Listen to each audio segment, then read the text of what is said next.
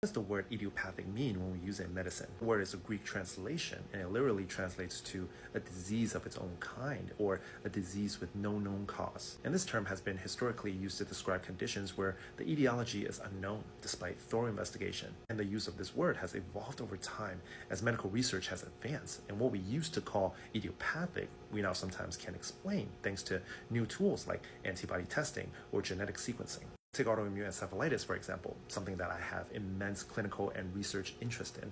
Just 15 years ago, many cases were called idiopathic because the brain was inflamed and we couldn't figure out why. Now, thanks to the efforts of some amazing researchers and labs, and shout out to some of my colleagues over at the Mayo Clinic, we can now run tests to identify specific antibodies attacking the brain, like MMDA or LGI antibodies. So, it's no longer idiopathic. Another example of a condition that I deal with frequently is genetic generalized epilepsy, which we used to call it idiopathic generalized epilepsy. But due to scientific advances, we discover many of these syndromes actually have strong genetic components, so the name changed to reflect that.